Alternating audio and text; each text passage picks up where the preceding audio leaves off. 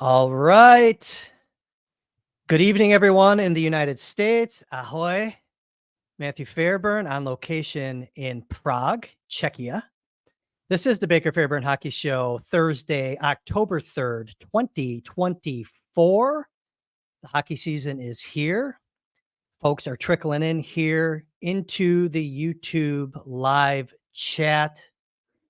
It is a happy hour edition here on the Eastern Coast in the Eastern time zone of the United States. As people are trickling, we'll do the usual setup here.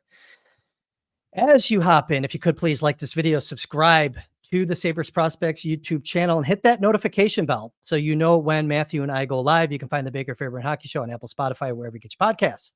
And if you could please leave a 5-star review and in the comments, say whatever you want, whatever you like, but say something nice. It's the beginning of the season. We're all in a good mood. Nice comments are always appreciated. I'm going to shut up now because Matthew Fairburn, Sabres writer from The Athletic, you can find his work at theathletic.com/Sabres, has made the journey over to Europe, departed Sunday. So he's been on the ground in Prague for the past few days. And I want to make this worth his while. It's very late in the evening for Matthew. It is 6 o'clock here in the Eastern time zone, and I believe it is midnight in Prague. Is that correct, Matthew Fairburn? Yes, it is midnight, 12:03 in Prague time, whatever time zone that is. It is. I feel like my body is somewhere in between Eastern time and Prague time. I don't know that I ever got fully adjusted, and at this point, I'm not banking on getting fully adjusted. I have had some weird nights of sleep, some late nights, some early nights. So it's been a little hazy. So if I don't make sense at certain points, it's probably has something to do with what I guess would still be considered jet lag at this point. If you don't make sense at certain points, it means I'm rubbing off on you, kid. But welcome. Thanks for joining us late in the evening over there. It is close to your bedtime, even back here, frankly, for those that know Matthew. He is not a late. Usually I keep you up late when we do our shows during the week, and I usually feel bad about that. And then I'm the one that's bitching about it the next day saying, we can't stay up so late talking hockey. But at any rate, Sabres about to kick off the regular season tomorrow, 1 o'clock Eastern time back here in Buffalo, 7 o'clock Prague time.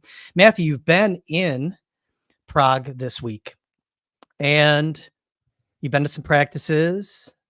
I know you've been on the ground. You've kind of probably got a good feel for kind of where the team's at heading into their regular season opener against a very good New Jersey team, an improved New Jersey team, improved in net. I think just, healthy New Jersey team, I think is probably the best way to put it.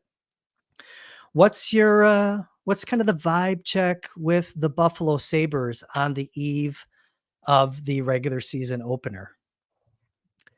I would describe this team at the moment as loose. They're ready. They're geared up for the season. They're ready for it to be here, for the games to count, but they are loose. Do you remember the conversations we were having this time last year about pressure and expectations and whether this team was ready and all that? I don't feel like there's been any of that type of discourse surrounding this team. And I also just feel like they are look, there's a lot of, at the beginning of camp, a lot of videos, circulating social media of the extra skating or the push-ups and how hard Lindy Ruff's practices are. But I have been struck, and I'm in the middle of, writing a story about this that'll run tomorrow, but by just how much fun these guys are having with Lindy Ruff. How he's sort of blended the demanding style that everybody knows and loves from his first stint with maybe a more modern approach that incorporates, Lindy Ruff has a hell of a sense of humor, right? He was a legendary ball buster as a player, as an assistant coach, had to put some of that away as a head coach. But I think the way he's connecting with these guys, it feels, genuine. I think in a setting like this, you get to see it more because there's a lot of European media around, but in certain settings, there's really not a lot of us regulars. So there's they're away from the normal crowd that they're around at home, and it just feels like a loose group that might be ready to, like, maybe they've grown up a little bit. And I think Lindy Ruff has helped them do that. I think he has taken the pressure off of them, because ever since he got hired, all anybody can talk about in the big picture, right? Of course, the hardcore fans are dialed into the intricacies of the roster, but a lot of the focus has been on Lindy Ruff, and I think that's been good for these players. I think it's been good for the players. I think it's good for Lindy. Also, if you think about it, new coach, he's installing a system. I think, you always hear a lot about whether, you're starting the season just out with a road trip, or when you're going, 4,200 miles away in Prague, right? It's good to get away. It forces kind of bonding. Even it's not really forcing it. I mean, these are hockey players. They naturally, they're a clan, they're a group of guys, but they're really getting close to one another. And I think it's important for Lindy too, to I think just to get to know the guys better. He's part of that bonding that's going on too. It's not just the players, it's also the coaching staff. Lindy has a whole new coaching staff himself. It's not just a whole new list of players. So I think it's good for him as well. It's kind of an interesting dynamic, new coach, new season. They're 4,200 miles away. Like I said, it's funny that you go 4,200 miles away, by the way, and your internet connection is incredibly better right off the bat. I've noticed. We should probably keep you over there. Makes for a better show. Oh yeah. You're crystal clear. You're clean. There's no warblies. It's really good. But no, so I'm going to be very interested to see, if they get off to a good start, even, right? We saw this team get off to poor starts. There was a chronic issue with the team last year, getting into early holes. We're not going to judge the team, if they let in an early goal, but it will be something that we'll be watching again, because you go back to what we were talking about this time last year.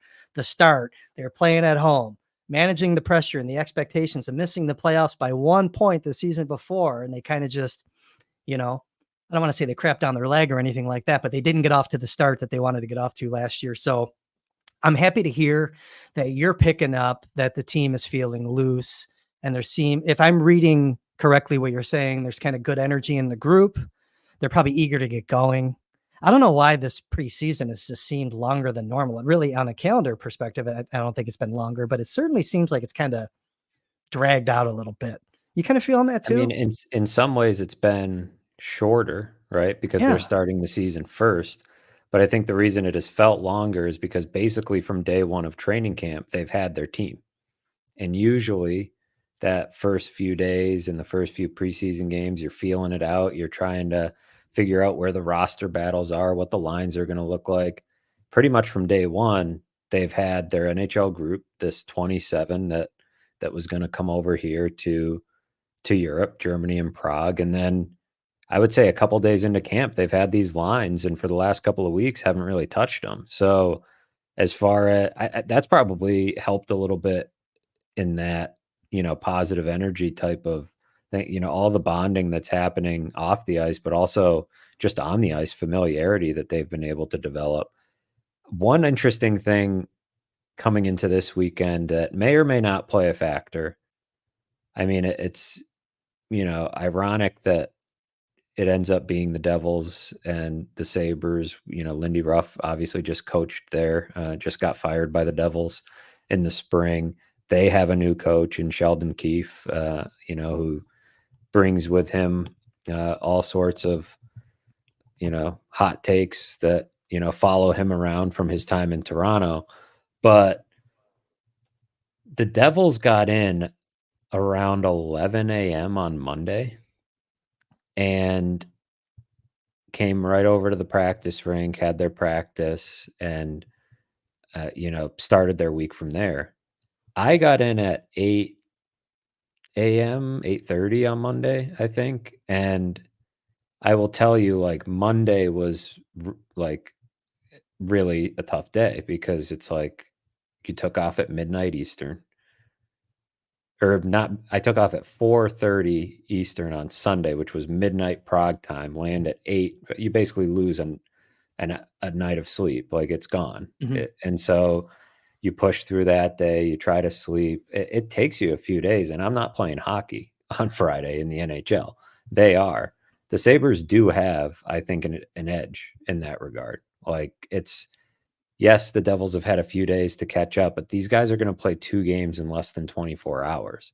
The Sabres are well adjusted, having been, you know, they got to Germany, what, a week and a half ago, almost 9 days ago. So this is their time zone now, and they've been pretty well acclimated. They got to play another game over here.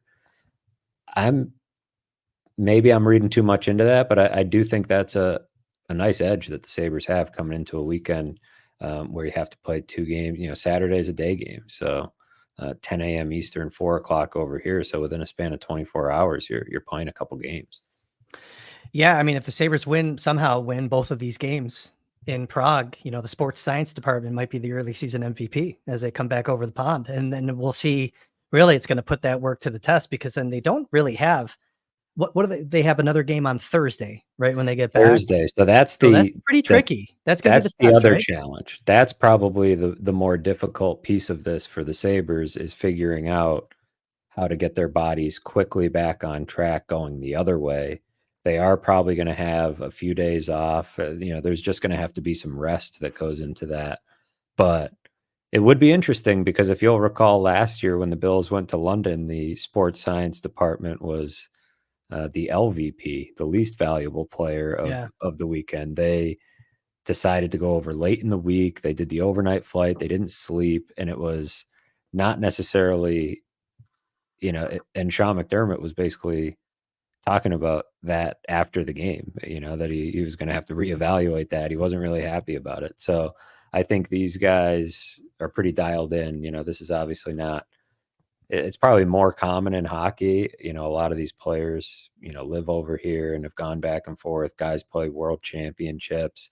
So I don't know. It's worth watching to me, because I just knew how I felt on Monday, and the Devils got in even later than I did. And I thought, boy, that's interesting. Like, I know they didn't have their, exhibition in Germany or whatever, but still seemed like a nice edge for the Sabres. Just also seeing the energy the Sabres had at practice on Monday was maybe the liveliest practice I've seen from them in my 3 seasons on the beat. Just like, not even just how hard they were skating, but the trash talking back and forth, and the laughing, and it was just a really high energy practice. Like, these guys, they looked like guys who had been there for 4 or 5 days, like they had. So if they've taken advantage of the time wisely, then it should play into their hands on Friday. Now, on the flip side of that, have you seen the Devils practice? Did they look the same, or was some of your commentary about the Devils because you saw them skating? I've seen bits and Yeah. pieces of them, but I haven't seen enough of their practices to say, one way or the other, whether, they're and also not around that team enough to know the difference, right? Between, what's a good, being around the Sabres every day. I can walk into their Compare and locker room contrast. Yeah. and pick up on their mood. I can look at their practice and pick up on the energy level, but a little harder to do that with a team that, I don't see frequently. But I know how I felt on Monday, and I know they're probably shaking off some of the effects of that here still on Thursday. So, yeah, I was kind of wondering if you saw anything, because, like sloppy hockey you could see, but I mean, Yeah. so I get it. I get it. You mentioned the Bills is kind of funny, because it's kind of a transition in a way, like the Bills went over there and it didn't work out for them with their sports science department. But on a different kind of Bills note, we keep hearing about this. What is it? Everybody eats offensive philosophy. And, you kind of wonder with the Sabres going into the season. Now, I know they had some inferior opponents when we saw them play 2 games as a full NHL roster before getting on the bird and going over to Germany and then to Prague. We saw 13 different players get points in those first 2 games. It seems like they're kind of spreading it out a little bit. I wonder if that balanced attack is something that you're going to see. They're going to need a balanced attack this year. We've talked about losing the goals from Skinner that he provided in the offense, and, the regression that you had. You got to see multiple guys bounce back this year. Maybe a similar, I don't want to say everybody eats approach. We can keep that with the Bills, but a balanced attack in hockey certainly is winning hockey from a formula perspective. And I want to talk about, like, along those lines, some of the work that you've done since being over in Europe this week. You put out an article in The Athletic, and you highlighted a couple players that you thought were big keys to unlock the Sabres' potential this year. And it's not always maybe offensive potential, but just keys to overall the Sabres. There's two guys that you think, if they live up or exceed expectations, what they performed to last year. Is that a fair way of articulating how you got to the two players? And you can tell the folks who those two players are. Yeah, we've talked about these guys. One is Dylan Cousins and one is Matthias Samuelsson. And maybe not the two most important players on Buffalo's roster, right? I think everybody knows Rasmus Dahlin and Tage Thompson. Your stars are, and your goalie are probably some of your most important players. But guys who could really turn the fate of this team, and funny enough, two guys that got letters, right? Two of the guys that got A's on their sweater, but also two guys that really, since they've signed their contracts, have been disappointing for different reasons. Dylan Cousins had a big drop off last year, and Samuelsson hasn't been able to stay healthy really since he signed that contract. They're a different team if those two guys are going. And it seems like, obviously the fact that they have letters is a good indication of this, but also just from listening to Lindy Ruff talk, watching him on the ice at practice, like these are two of his favorites early on. Like he really likes these guys, has a lot of belief, has a ton of belief in Dylan Cousins and who he is as a leader, who he is as a player. And same goes for Samuelsson. We saw those stats a couple years ago with how much better they were with Samuelsson in the lineup and when he was out. But what I like now with where they're at with him is that he's on a pair with Connor Clifton. And we had a question in the chat here, about the D pairs, our thoughts on the D pairs and whether they make sense. And I think this is a good place to hit it because we've seen a lot of Samuelsson with Dahlin over the last couple of years when Samuelsson's been healthy, and that's been a pretty good pair. But the idea of having Samuelsson with Clifton, kind of your rugged third pair, taking some of those minutes away from Samuelsson, letting him maybe not have that big of a workload so that he can stay fresh and stay healthy, can kill penalties for you, and he can be, that big punishing defender that he has the potential to be. I think, what Lindy Ruff mentioned today was that it balances things out a little bit. Having Yoki Haru up on that top pair, having, pushes Samuelsson down, and then you have the Bowen Byram Owen Power pair, which is going to be an interesting one because those are two guys I think that have a lot to prove. That's a tantalizing pair, but at the same time, it could be a boom bust type of pair depending on the night. But yeah, just to get back to Samuelsson, I just feel like him on that pair, if he can put together a full healthy season, there's a reason they signed him to that deal, right? And there's a reason that everybody loves him when he's healthy. He just has to show that he can do that. And I think he actually said he was pretty surprised to get the letter because he kind of came into this camp feeling like he had to prove himself all over again. And obviously it didn't take long, at least in Lindy Ruff's eyes, for him to prove himself. So we'll see. And we can get on Cousins later, but we'll stick to the D for now. Well, I was going to actually go to another forward, though. It's kind of funny because and I'm going to go there for a minute, I guess, because we saw some comments from Lindy Ruff. You mentioned that he likes, Lindy Ruff likes Samuelsson. And you can tell, even that little game he was playing with him in the practice where if he sunk the long putt, it was going to end practice, like little playful things like that implies, he's kind of building a different type of relationship with that player. Same thing with Cousins. It seems like, though, based on some comments, I've shared some concerns about Jordan Greenway and where he fits maybe and how he fits. And I'm hoping that he kind of exceeds maybe my expectations. Like but Lindy seems to really like him. He mentioned, he spoke to someone in the media. I don't know if it was you or someone else. So I apologize if it was you and I'm not attributing it to your work, but it just seems like Lindy's pumping his tires a little bit. Like he plays how Lindy's saying something to the effect that Greenway plays how he wants them to play. And I think that's got to be really good for Greenway. The coach that really believed in him, that helped bring him to Buffalo, is now gone. The new coach comes in and is pumping his tires. Should give Greenway the confidence to go out and maybe play even bigger, than he has. at least last season, especially with some of the other reinforcements that the Sabres brought into the lineup this year. We've talked about the ripple effect that guys like Malenstein and Obey Kubel and Lafferty can have on the other guys, maybe having their chest stick out a little bit more every time they get out there on the ice. But you also kind of wonder, is it not, I don't want to say it's gamesmanship. Does Lindy really believe it, or is he trying to pump the guy's tires up in the media and speaking about him that way to bring it out of him? Because I'm not sure I've seen it all from Greenway. Greenway's a good player. I still have questions about, he's a good defensive forward. I want to see it to believe it, I guess. Has Lindy really seen it, or you think Lindy's kind of speaking that way to kind of bring it out of him? I think a little of both, probably. He twice this week has mentioned Greenway. That was in a news conference on Monday, the comment you're referring to. But then he also today, when asked about that line, was talking about the speed of the line and mentioned Greenway. So I don't think he views Greenway as a liability in the speed department. He's not Ryan McLeod, but he's, I think Lindy thinks he can keep up.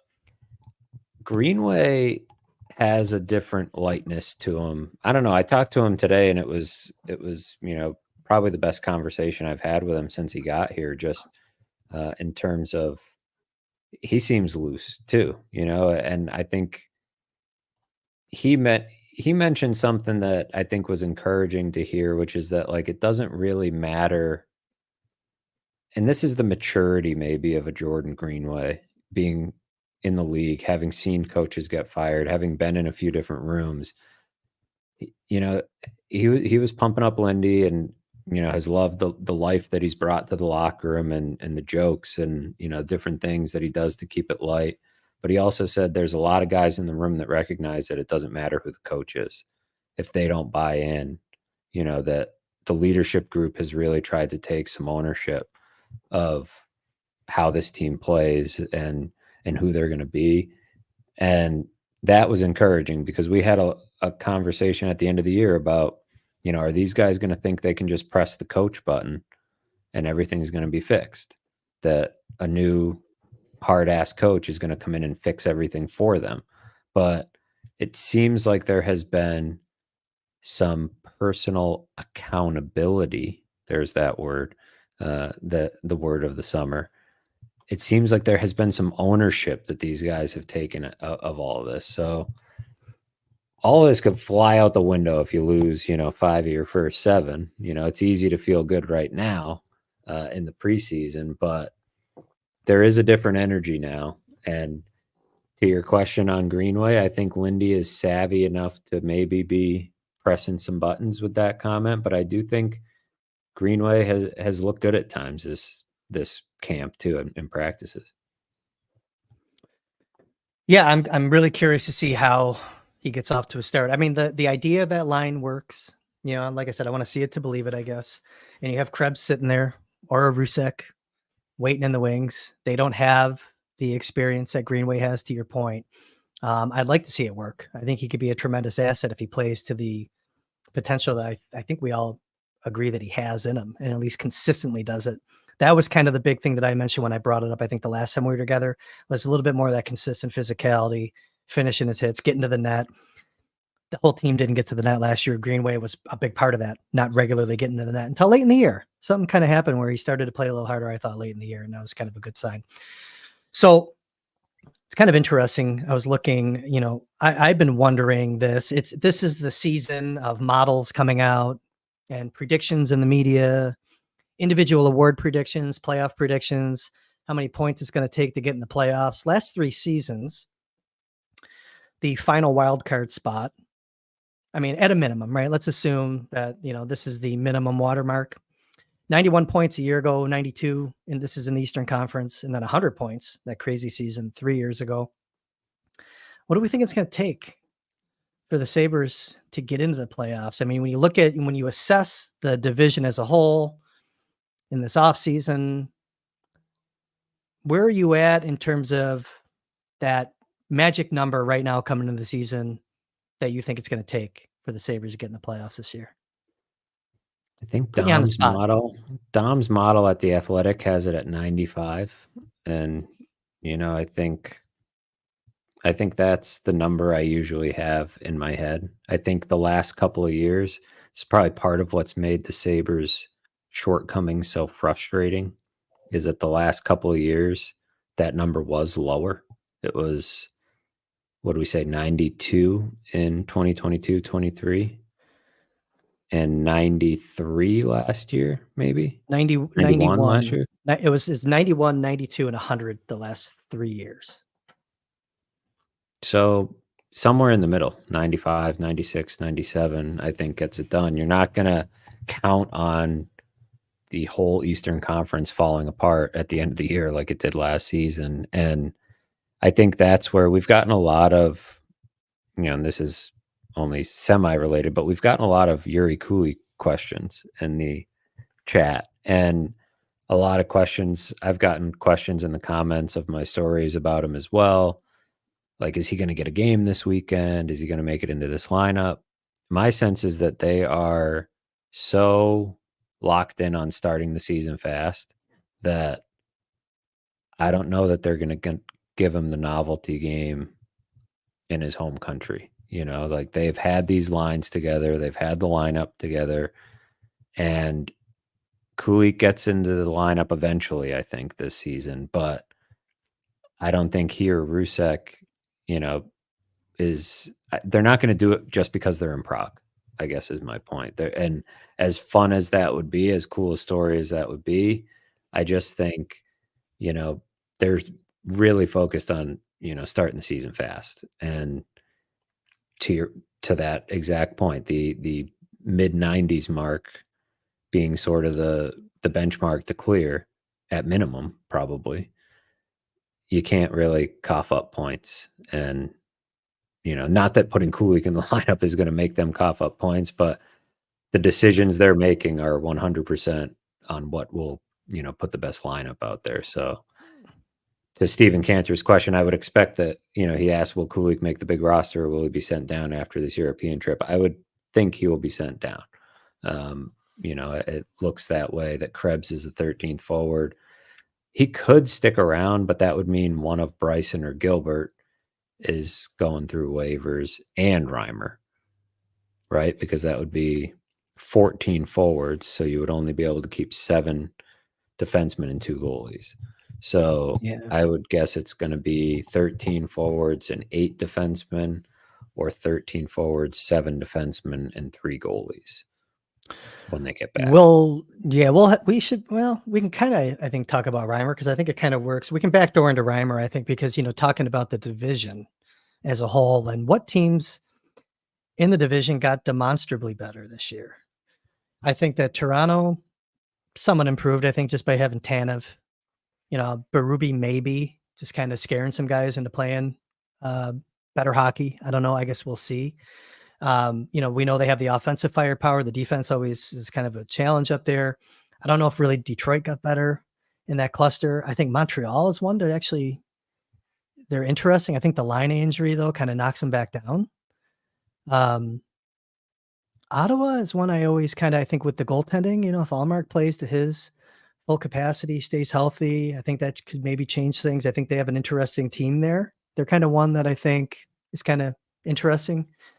But like Florida, even at the top, I don't know, man. Like I look at them and, obviously they just won the cup. I think they kept their core intact. I've said it before, I think here, like I think their D could be challenged. The depth of their D could be challenged in some nights, and that could maybe see them kind of fall back a little bit. So no, it's going to be really interesting. I think you're right on the money though, at 95.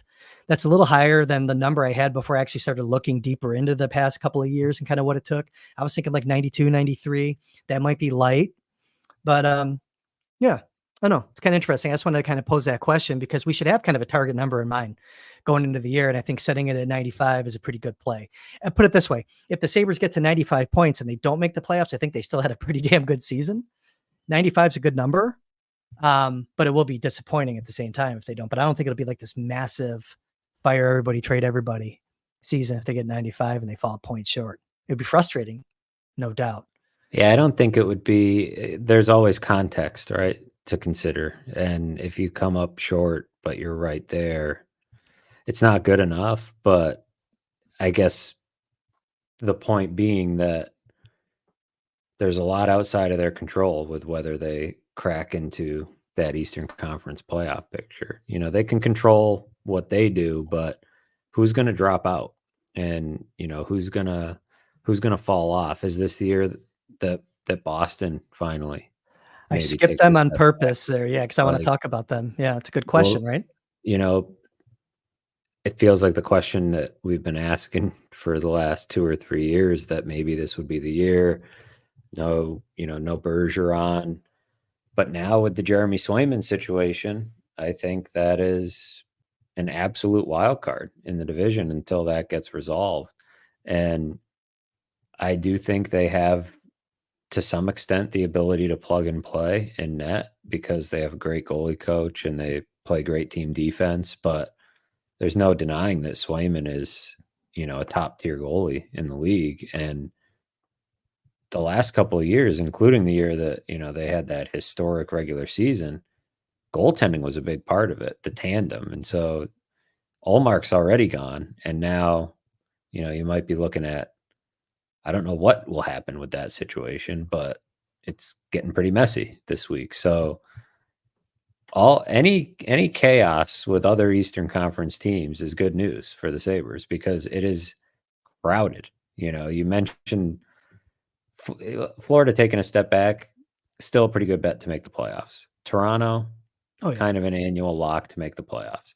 Tampa, still a good team. Maybe they drop off, right? An aging core, and you know they lost Stamkos. That you know, but still, they've got a lot of firepower. They're not going to roll over, you know, and fall out necessarily.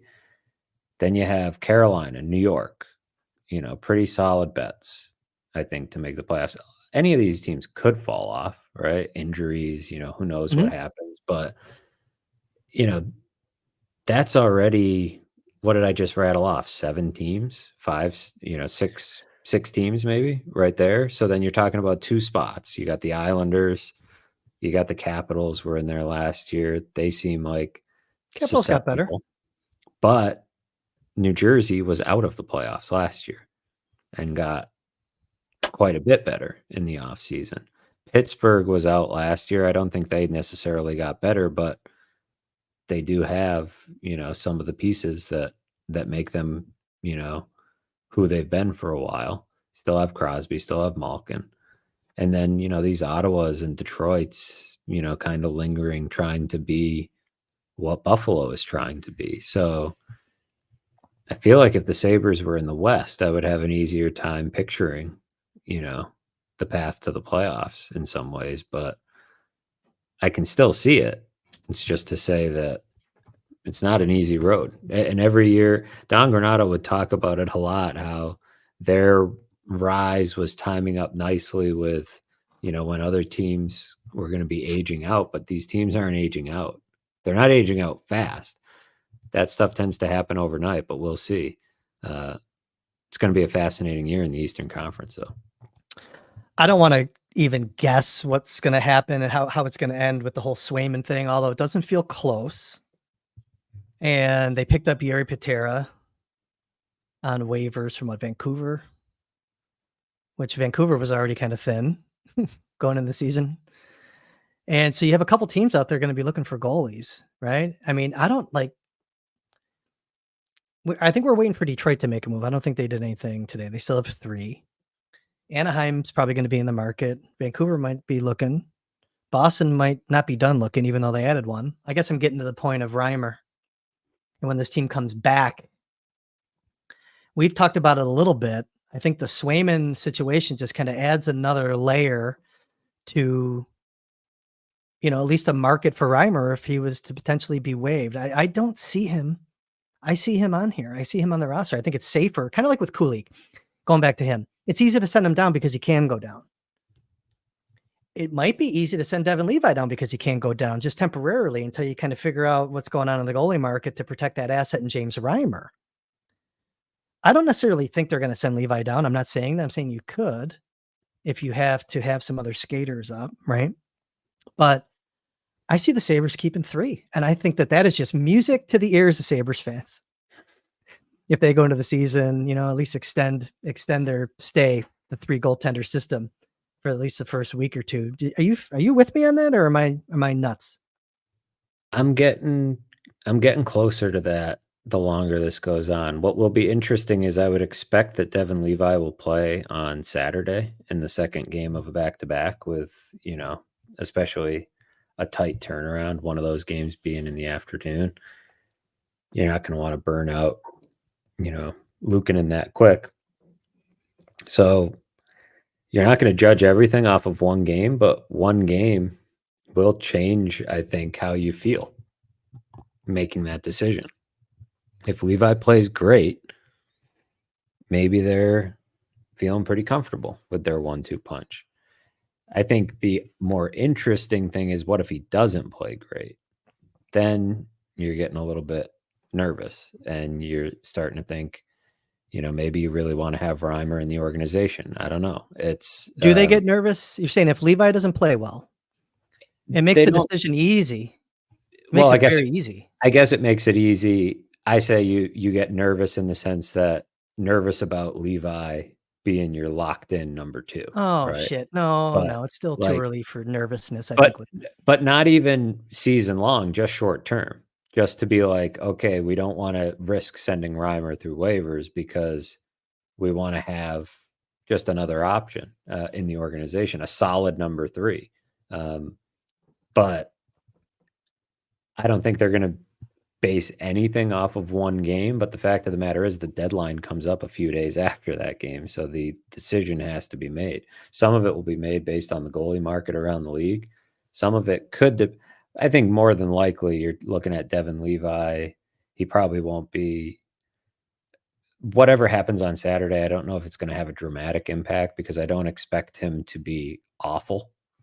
If he were awful, you might sit there and be like, oh boy, like he could be great. The most likely scenario is he'll be somewhere in between, and it won't be anything that really dramatically impacts. It's not going to impact their season-long plan for him. But to your point, in the short term, do you carry 3, or do you, risk putting Reimer through waivers, or do you do the easier thing and, put Levi through waivers or not through waivers temporarily? He doesn't need waivers. Put him in the AHL temporarily, so that you can get Reimer through waivers easier at a different time. I don't know. It's all of a sudden a little bit of an interesting puzzle. Yeah. So Soupy Campbell is asking, it's kind of, I think this is the crux of the issue right here. Cause we were talking about Boston. We're talking about the Swayman situation. Are they comfortable themselves with Korpisalo and Jiri Patera, or does Boston claim Reimer? This is Soupy Campbell's question for those that are listening audio. Does Boston claim Reimer and waive Patera? They could. That's my point. I think they could. Reimer didn't have a bad season last year. He's got a lot of experience. He knows how to play the NHL game. Is he a world beater? No. Is he competent? Absolutely. Absolutely. That's why I think he's a really good $1 million player for the Sabres organization. He hasn't played in the AHL in like 15 years. He came up and never went back down. So the foregone conclusion that he'll go to the AHL, and I don't know if it's a foregone conclusion that he would happily go to the AHL either. Not that that makes a great deal of difference, but it does in the context of what their plan is, because they convinced him to come to Buffalo. Under what conditions did they convince him to do that? I don't know exactly, but I don't imagine that a guy that's been up permanently for, I think, 14 years, maybe it was the last time he played an AHL game, I don't imagine he would, happily do that, especially to your point. He had a good year last year, and he probably knows that elsewhere he could catch on. So, but if he went through waivers unclaimed, then I don't know. Tough break, kid. I don't think he's getting waived. Doesn't necessarily mean the Sabres keep 3, but I don't think he's getting waived. It's a tricky one. It's a tricky one. And by the way, could he get waived? Could he get waived until Swayman, like say Boston picks him up and then Swayman gets into camp and then the Bruins waive him, Sabres could pick him back up and then they got to stash him for a little bit, right? I mean, that's possible too. But Rob at any rate, asked, yeah, I'm glad you took this one. Go ahead. Yep. As a point of clarification, he said, did the Sabres declare a 23-man roster, or is there an exemption for the weekend? There is, in the sense that the 23-man roster deadline is not until October 7th. and the Sabres were allowed to carry 27 players to Europe for the purposes of, if there's an injury, or they were over here a long time. So they were allowed to have 27. They will have to get down to 23 when everybody else does, which is, I believe, October 7th, 5 p.m. maybe. Thank you for taking that one. So, Matthew, we're 40 minutes in. I don't want to keep you forever tonight because I know that it's late in Prague and you want to get out and hit the bars, I'm sure. What time are the bars open over there, by the way? They probably close. Is it like it's not like a Buffalo thing, right? Where it's like they I don't know. basically never close. That's good that you don't know. What a family man, even on the road. I love that about you. You know what? Good. That's a great answer, actually. I've been in bed. Well, I haven't been in bed Mrs. early. Fairburn's excited at that answer. I'm going to let her know. I've had a lot of work. That's a good question, though. I do not know what time they're up to. And to update the chat, I did not connect through Amsterdam. I connected through Switzerland, so I did not get to check out the coffee shops. I know there were some people that were excited that I was going to get to check out the coffee shops in Amsterdam, but I connected through Zurich instead, so I got some chocolate on Swiss Airs. I'm getting really good at these segues. So speaking of the coffee shops, I did my predictions last week. We had a commenter saying that Baker had some really good weed based on my predictions. And I'd like to let the chat know that it's been hours since I've had, no, I'm just kidding. It's been quite some time. Okay. Put it that way. But you did some work this week. So I shared my predictions. You put together your predictions, a little bit of a different flavor. I did the crazy side of things. You did the more realistic side of things with your prediction. And that's kind of the yin and yang. That's why this podcast, I think, works. At least for those that it works for. I think that's one of the reasons why it works for them. There's some people that probably tell you, no, the podcast doesn't work. I'm out of here. But we do. Hey, by the way, we do have over 100 people live. Thank you for that. I know that's like a weird time that we're doing it. That's a good number for us, given the hour of the day that we're at. People digesting their dinner. I'd love to know, by the way, in the chat, if you're in the live chat, are you guys watching on your computer? Do you watch on your TV? I'm really always curious about that. But by the way, while I'm talking to the chat, hit the like video or hit the like button if you haven't already. Please do that. That really helps this show. So anyways, back to your predictions, Matthew. Let's pick a couple to kind of dabble on. Maybe I'll pull a couple out. I don't want to go through all of them unless you really want to. I want people to actually go to theathletic.com/Sabres, find Matthew's article, subscribe to The Athletic. If you're not a subscriber, it's the beginning of the season. They always have a deal. I'm thinking they have a deal. There's always a deal. If there isn't one currently, there will be one. There's always a deal. But go find Matthew's article. He's been cranking out stories. He's got some really cool things coming too. That I think I kind of have I know where Matthew is. I can track his phone. I got that little device. Was it Life 360? I'm like Matthew's kind of dad in Buffalo. I think you got some pretty cool things you're working on. So if folks aren't subscribed, I'm excited for a couple of stories that hopefully will run next week. Well, one might run before the game. We'll see what happens.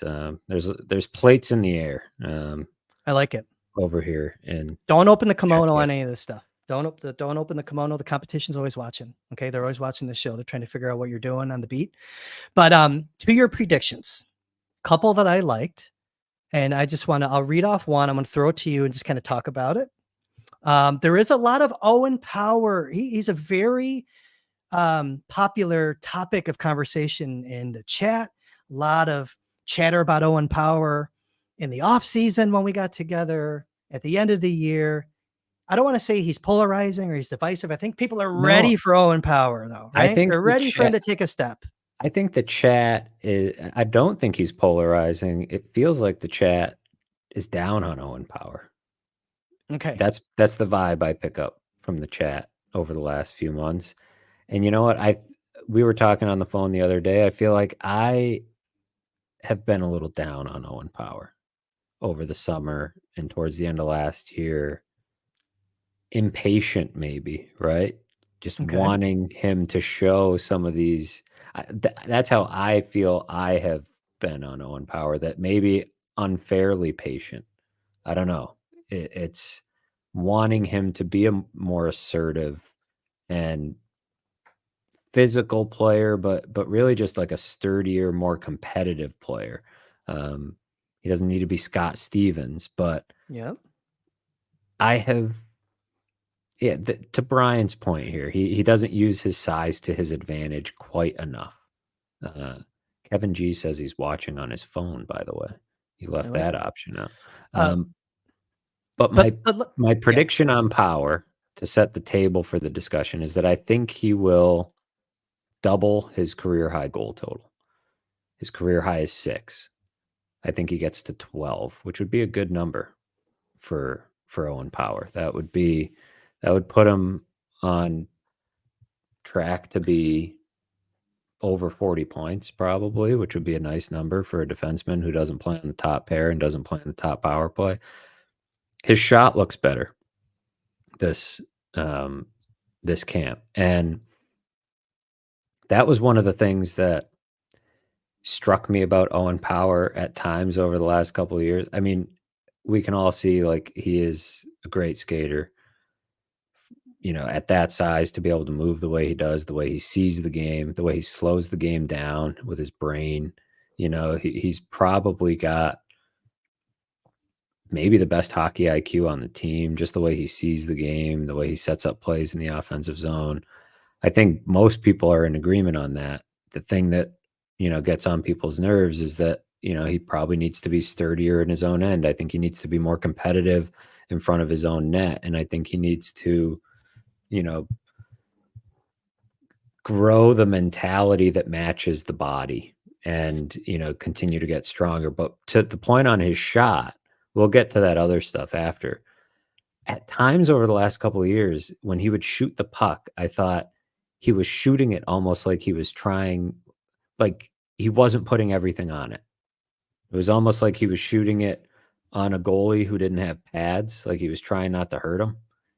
And maybe it's just because he's so big, it looks like he could really lean into it. And I feel like his shot is a lot harder than it used to be. Maybe not a lot, but I noticeably gotten a bit stronger. And there's more of a willingness. He's quicker to shoot. And that alone, and if the Sabres are more of a net front team than they were last year, which it would be hard to be less of a net front team than they were last year, I think that'll lead to more goals for Owen Power. So 12 goals is my prediction. I like that prediction. He's very offensive. On all the other stuff that you talked about, I'm not going to tell the chat what to think. I try to not do that, But what I will say on Owen Power is that he's 21 years old. We say he needs to do this. He needs to do that. He just needs to get older. He needs to mature as a human being. And as he does, I think his game will progress. That's the bet that I'm willing to make on Owen Power. We saw Rasmus Dahlin not set the world on fire when he was in his first couple of years in the NHL. Let's not forget that. I'm not going to rehash everything I said last week where I just talked about every young player that we've seen come up through the Sabres, and maybe they're up too soon and they're thrown into the fire. They don't set the world on fire, and the natural inclination, because fans are starving for a winner in this town, and rightfully so. They want every player to, they're going to get down naturally on guys that don't meet expectations. Owen Power, first overall draft pick. I get it. I think ultimately he'll live up to that. And frankly, look, he's under contract until 2031. So I think I'm willing to bet that he will figure it out by the time that contract expires. And I'm not even going to mention Victor Hedman, but you can go back and read all the bad takes on Victor Hedman. And that's this. I'll stop the Victor Hedman stuff. Okay. Similar size, similar profile at a young age, offensive, whatever. We'll move on from that. But I like the prediction. That was a good one. We were very close on Jack Quinn. Now, to rehash for those that didn't watch the last episode of the Baker Fairburn Hockey Show, I have Jack Quinn finishing at 29 goals and not getting to 30 because he's going to get suspended. I think he won't get suspended, and he'll take advantage of those 2 games and score goals in each of them to get to 31. And related, because we did some Jack Quinn last week, but I think JJ Peterka leads the team in goals. So goal heavy predictions here, but that's what hockey. And as a result, right? Goals. And as a result of, yes, he gets the contract. He gets the next big money contract. Cap is supposed to be going up to 92.5. Came out this week. I did that salary cap story. That's a 4.5 million increase. When I did the salary cap story last weekend, I based it on a $92 million cap. Doesn't make a huge difference, but I wrote this week also that I don't think any of these guys have an urgency to sign. They don't have a lot of incentive. at least on the surface. That's not insider knowledge. That's just reading the tea leaves of each situation and trying to figure out what the incentive would be for any of them to sign. I bring that up because if Jack Quinn scores 31 goals and JJ Peterka leads the team in goals, those are two expensive contracts.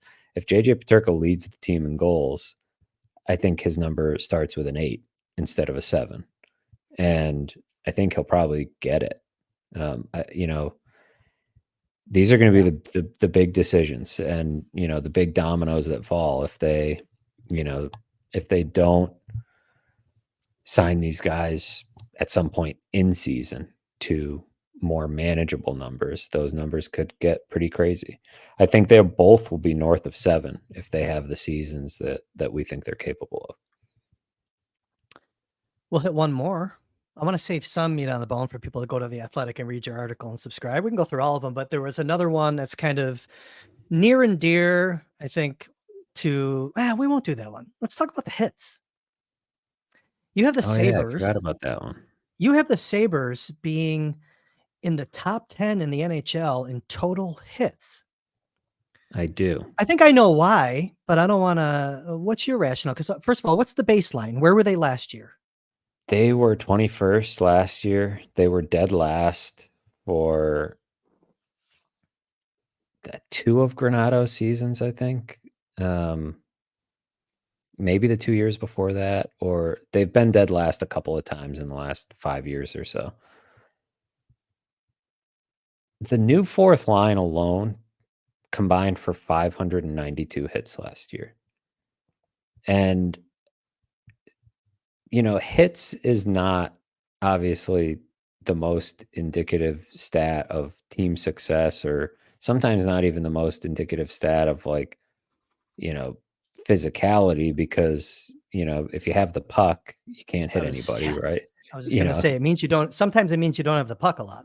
Yeah, right. So it's not to say that it's an automatic playoff team if they're top 10 in hits. Although there were some, Florida, I believe, led the league last year in hits. So I think that's, it's not something that you throw out either, right? If you have that number of hits. But back to my point, Malenstein, Lafferty, Obey-Kubel, 592 hits last year. Every Sabre forward who played a game last year combined, which is probably, I didn't add up the exact number, but it's got to be 17, 18 forwards maybe, somewhere in there between injuries and everything else, had 991 hits.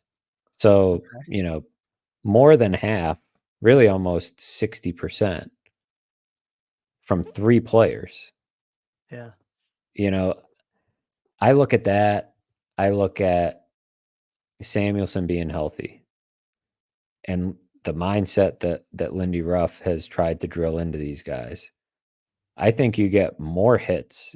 Greenway led all the forwards in hits last year. He tied with Zemgus Girgensons with 141. All the guys on the fourth line would have led the team in hits. So they lose Girgensons, but all the new guys, the new fourth line, the new would fourth have led line. the team. Yeah. Okay. Right. Yes. Just want to be clear. Yeah. Based on their totals from last season. I mean, Malenstein was a 200 plus hit player.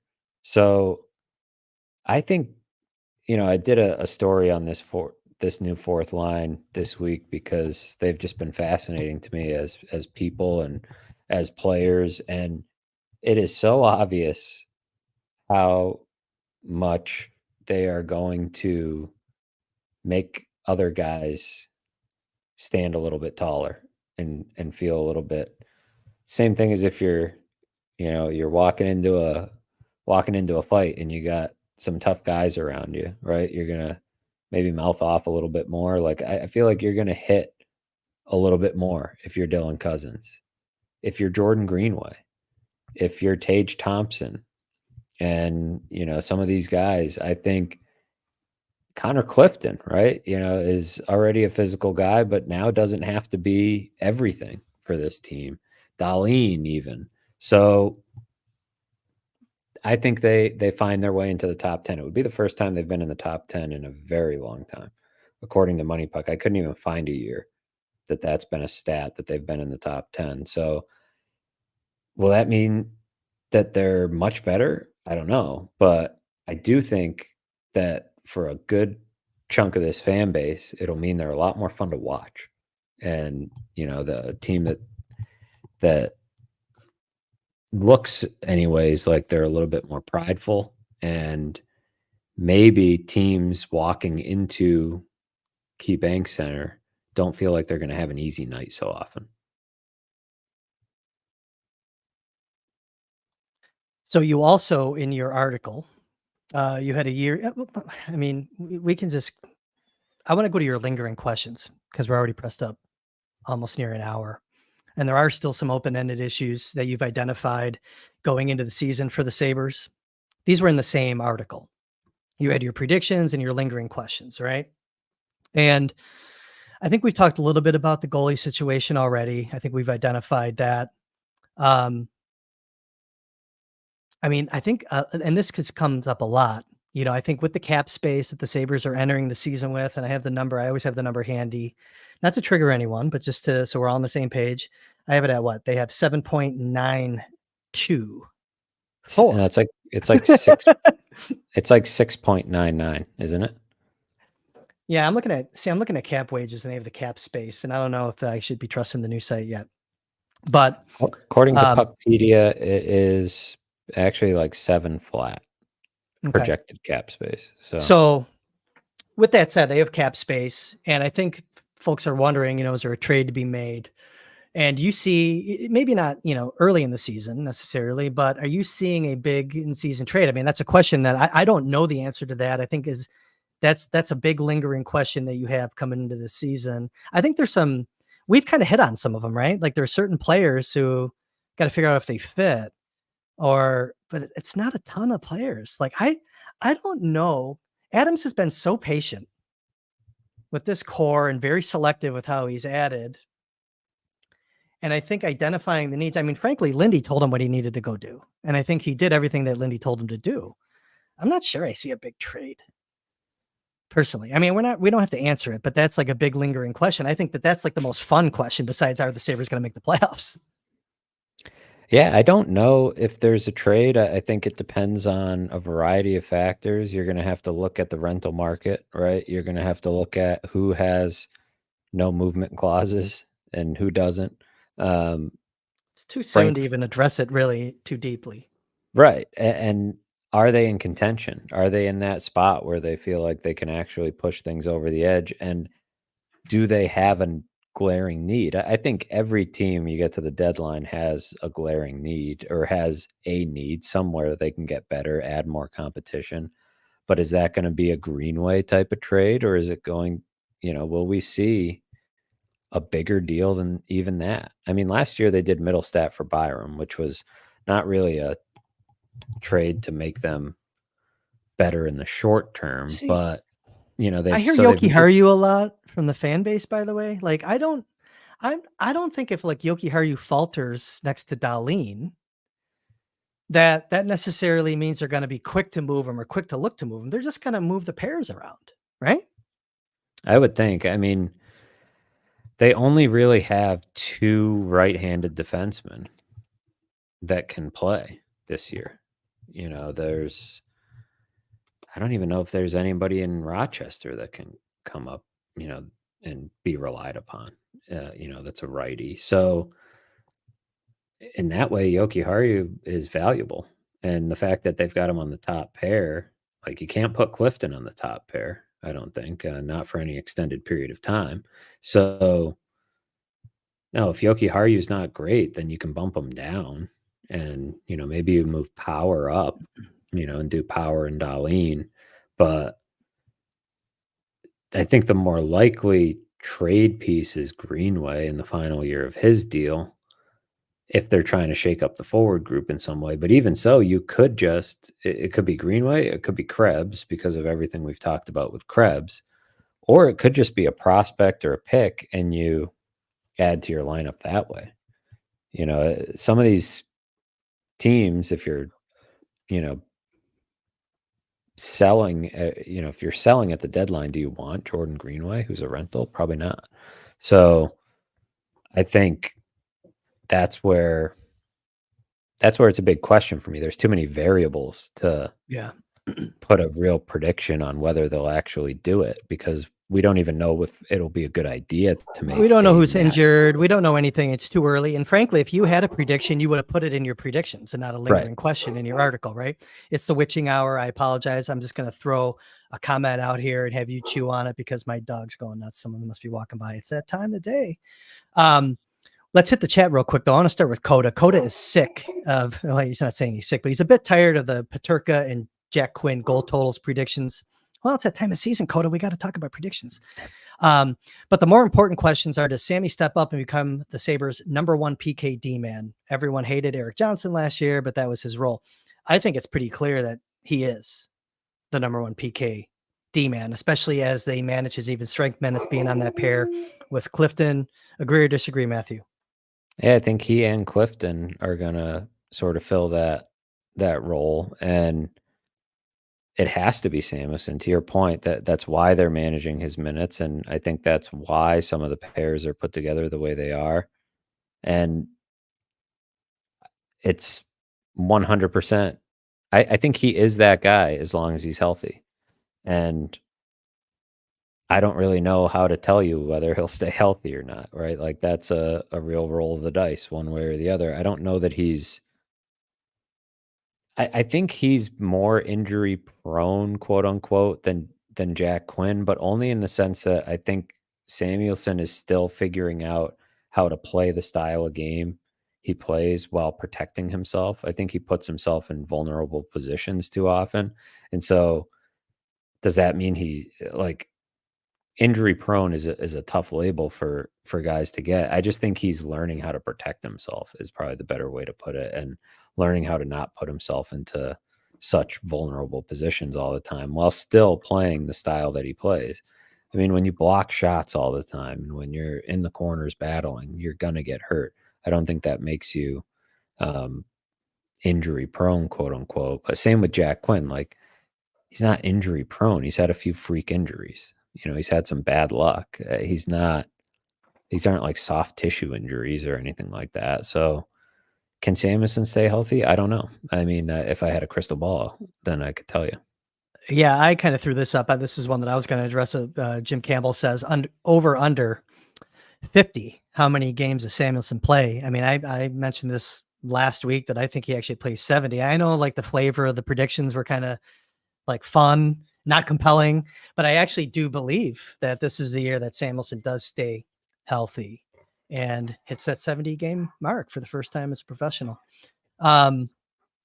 Other comments here. I think we already hit the James Reimer run, just so I can just throw it up. Eastwans did mention that Reimer has trade value with the Swayman news.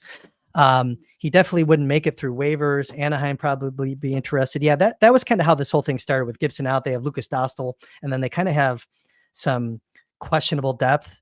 And actually, they're injured also. I mentioned that last week. I think with Suhanik out, Kelly Klang. I don't know if he's going to be the guy, but I'm not sure that Reimer has trade value. I mean, I don't know. I mean, like, is it value that the Sabres would want to take to move him? I don't know if I agree with the trade value piece, but I do think he's kind of in play as a topic of discussion as the market shakes out. We don't need to hammer that any more than we already have. Anything else in the chat that you have? Back on the goaltending thing here real quick. Captain Ahab says you don't send Levi down for any other reason except if he struggles, which I don't think he will this season.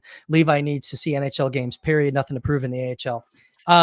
I kind of agree and I kind of disagree. I mean, I think that you send him down. If you have to send him down, it's because you can to manage your total asset pile. And if you have a read on like a Reimer situation, that's the only way you really send him down. I wasn't fully all the way there on sending him down last year. It proved to be a good move, but I think that he's a heck of a goalie. I think he can win games at the NHL consistently. He needed to play more last year, and he did that successfully, by the way, in Rochester. But does it mean that, you know, you couldn't shuttle him back and forth as a way to manage your total asset pile, especially in net? You probably could, frankly. But so I don't know. We'll see. I'm really going to be glued to that one to see what they do with those goaltenders here as when they get back from Europe. What do you got?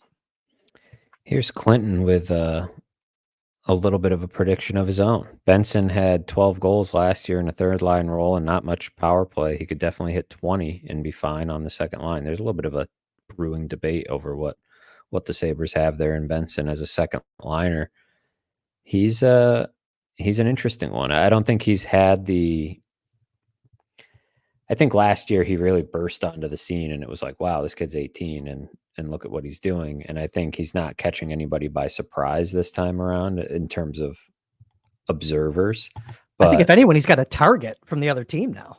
Probably. But yeah. continue. And so maybe he's flying under the radar a little bit in that regard, but he's definitely a candidate to score more goals than he did last season just by opportunity alone. And I mean, heck, if Jack Quinn scores 31 goals, somebody's going to be assisting on a lot of those goals, right? So the points should be there. And we saw the type of offensive player he can be in junior. So yeah, I'm curious to see how quickly he can start to tap into some of that offensive potential because we know it's there. Going back to Coda, kind of touched on this, I think, in some of the commentary, one of the little diatribes I had earlier, but why is Powers, this is Coda asking the question, why is Powers plus 21 over 163 games an issue, but Dahlin's minus 69 over 436 games isn't? Power has 3 seasons of plus hockey.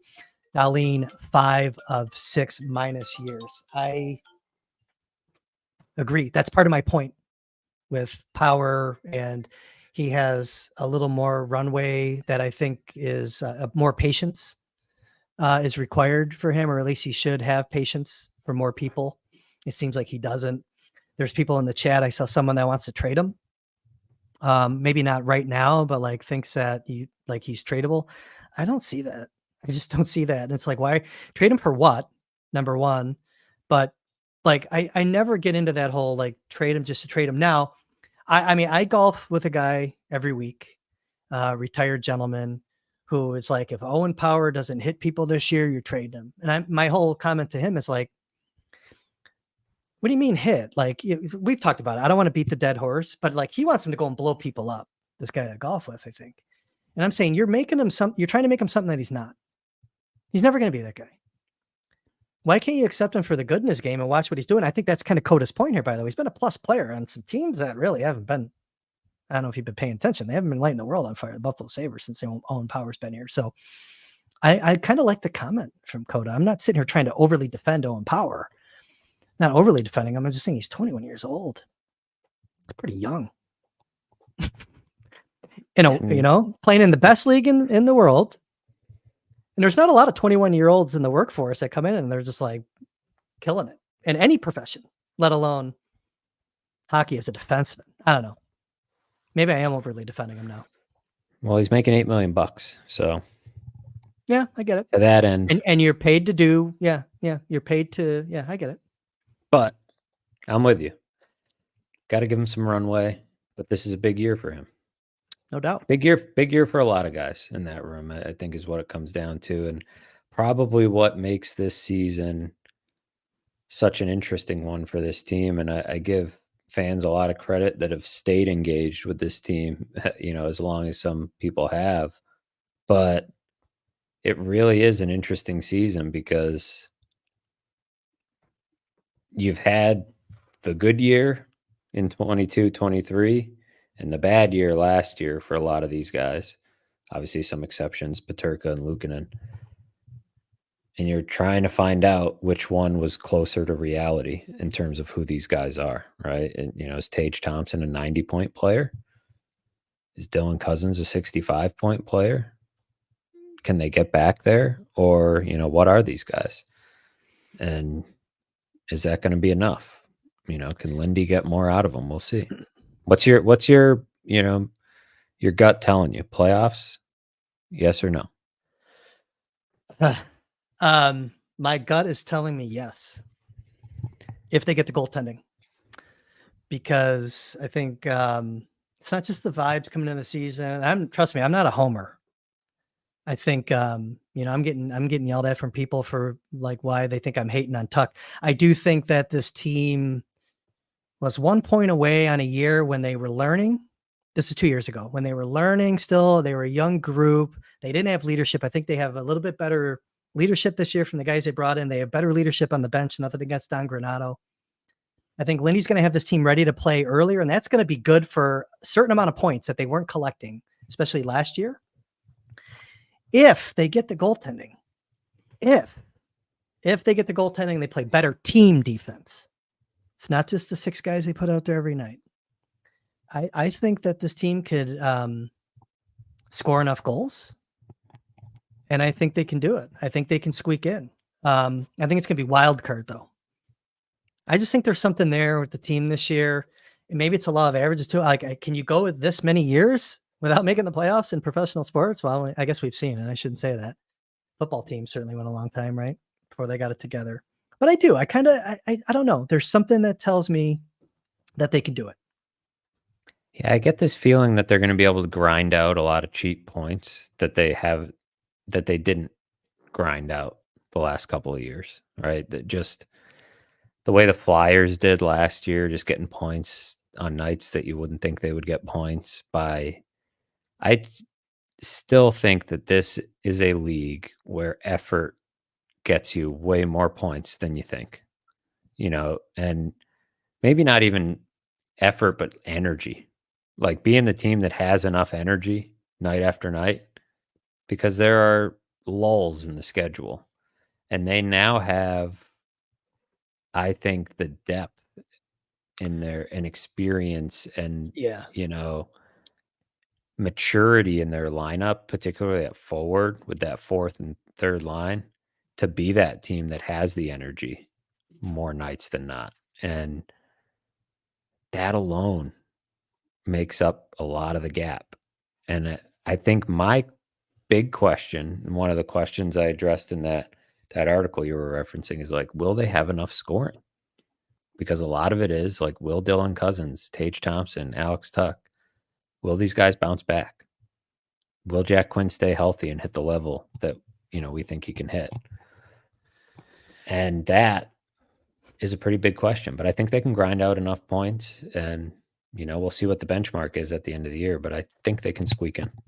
The biggest key, I mentioned goaltending when I answered that question. I wasn't expecting to ask that question. I'm glad that you did, because it's really got me thinking. I really think that Lindy getting this team to play every night is going to be the biggest difference in this team this year. Even though, because we saw the team have good goaltending in the second half of last year. I'm not all the way there, by the way. Like, Lukin has still got to prove it. He's still got to prove it. But I mean, he looks pretty comfortable at the same time. I think he's just in a better mindset. I'm confident there. But I think Lindy just being back. And by the way, when Lindy was hired, I called it safe. I called it comfortable for Kevin. But now seeing his impact on the team, I think, has gotten me there to think that he can have the designed impact on this team that Kevin brought him in for. Maybe I'm too hopeful. I don't know. I guess we'll find out. Matthew, is there anything else in the chat? We're almost an hour 15 in. It's late where you are. I got to get you to bed. It's game day for you tomorrow. I think we're pretty good with where we're at right now, unless you have something that you just got to tackle. Otherwise, I'll take us out of here. I'm good. I think everybody, the chat is, active. They can argue amongst themselves in the comment section when the video goes live, but I feel like we hit a lot of good topics and kept it tight here, an hour 15. That's short for us. It is shocking, but I do got to get you to bed. And I don't have any prospect updates anyways today. Topias Lanen, though, nice win yesterday, 29-32 stops. Looks okay, still working on it, getting into a groove, but he finally saw some shots. Poltapov, I don't have any Poltapov updates. Suska got their asses kicked today, 7-0 by the reigning KHL champs. Did not look good, but he's getting ice time. Looks good. That kid's a player. But other than that, I think that's it. You can find Matthew Fairburn's work at theathletic.com/Sabres. Go check it out. If you're not a subscriber, like I said, one last plug, get in there now. You can read all of his work throughout the season. Tim Graham, Joe Biscalia's excellent work. All the major sports are covered at The Athletic, and I don't get paid a dime for plugging it. I just sit on my ass when I'm not here talking to you guys, and I'm always scrolling through The Athletic, and you can do the same when you become a subscriber. For Matthew Fairburn, For the production crew who's ready for game day tomorrow, 1 o'clock Eastern time start, Sabres Devils, I'm Kris Baker. Thanks everyone for hopping in here. We'll see you again very soon.